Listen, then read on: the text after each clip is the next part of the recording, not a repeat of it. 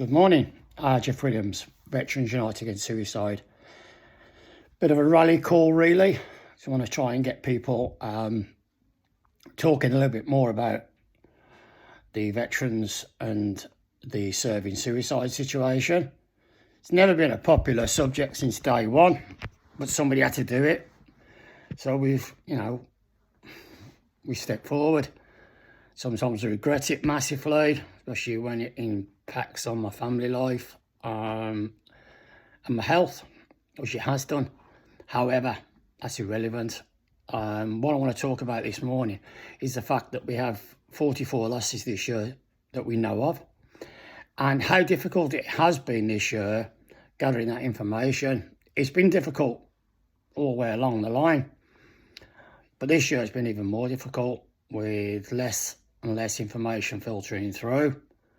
And I think, sadly to say, a lot of the serving and veterans community have been sanitised against suicide now. It's just, we talk about it all the time. We don't want to be talking about it, and that's the truth of the matter. I always say, when I served, I did 22 years as a Royal Marine. I don't remember one. Yet there seems to be one a week at the moment. It's just ridiculous. And the saddest thing about it is they're getting younger, especially amongst the serving. We've lost 15 people. Let me just check the statistics here. Yeah, we've lost 15 serving this year already. And a good percentage of those, I would say 80%, are under the age of 21. Well, that should be a major concern to somebody. I certainly know when I was serving, my greatest responsibility was to my men and their welfare. And I'm not saying that's not happening, but there's something we're not picking up, or you're not picking up on the ground. The factors like, for example, not so much the guys that come back from Afghanistan and stuff like that, because a lot of these youngsters never served in Afghanistan, but the cost of living in the same room, in individual rooms and stuff like that. There's a breakdown in communication, and I'd ask the system to look at that and see what can be done. There needs to be some sort of reporting process that's, we get a heads up on these situations, because I just don't know why and how we can even justify losing 15 young men. They're not all young men, but a good percentage of them are. And I fed up reading about it. And I'll see on the pages where people, this is heartbreaking, this is that, the other. Yeah, it is heartbreaking. But what are we doing about it? What systems are we putting in place to make sure this doesn't happen? Because to me, it's got to be, there's got to be a problem. There's something that is different to what it was for us to be losing so many people. If it's financial, if it's drink, if it's drugs, whatever it is, somebody needs to, challenge the system to find out why this is happening. Because I know from talking to lots of senior people in the military, past and present, that it's heartbreaking for them as well. To lose a man under your command, it's horrendous. Something that they ask themselves questions for years and years afterwards, if not the whole life.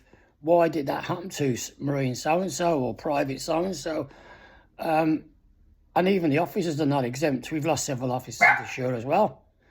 So we need to make sure that we are identifying these situations, and that the guys have got a forum where they can say, I'm struggling.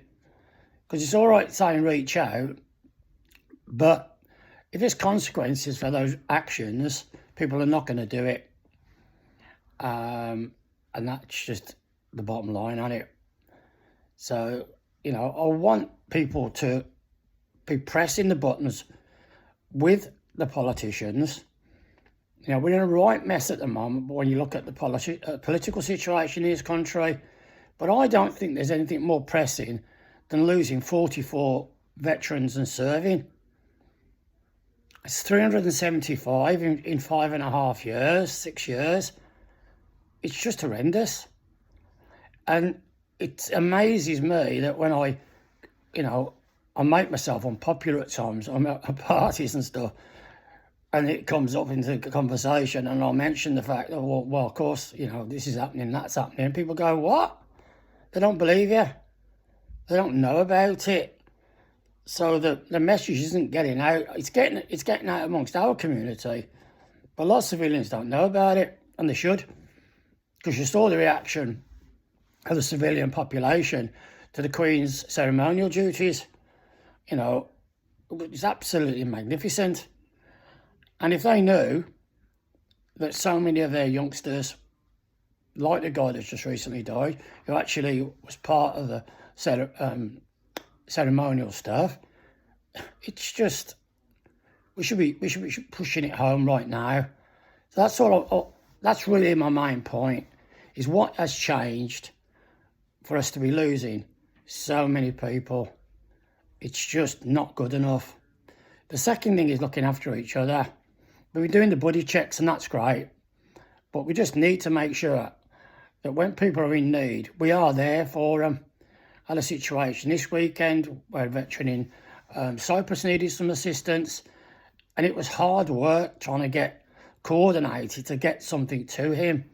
In the end, a family member bailed me out, and several other people in Cyprus that I'd met on my holidays from the Veterans Hub out there. So it does work, but again, it's getting these things sorted in a timely manner and make them as less stressful as possible.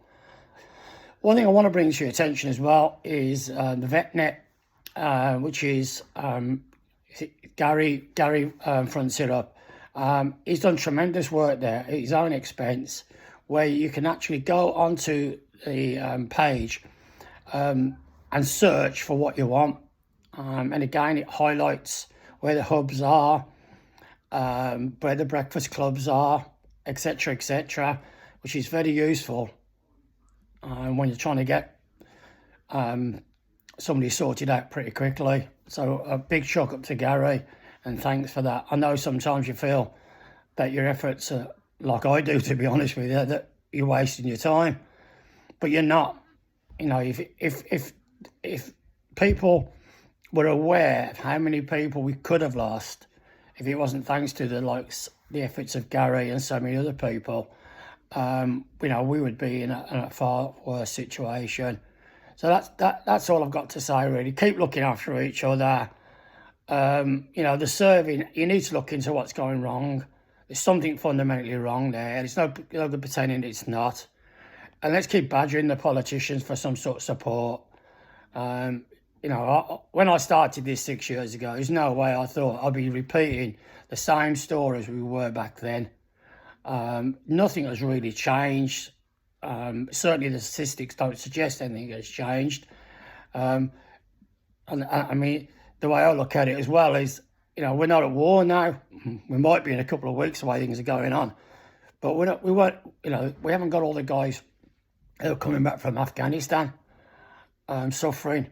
We've got a new batch of people in there now. So one would suggest that the numbers should go down, not stay the same or slightly increased. Again, puzzling. I just don't know what the answer is. But, we need to work together as a group. We need to work together. All veterans need to be working together. And hopefully, eventually, we can prove to the government that our efforts are saving lives. Maybe they'll start listening to us. That's it then. Look after yourself. That's 10 minutes you won't get back. But if you can share this video around, try and get the message to people that don't know, that don't support the pages. Let's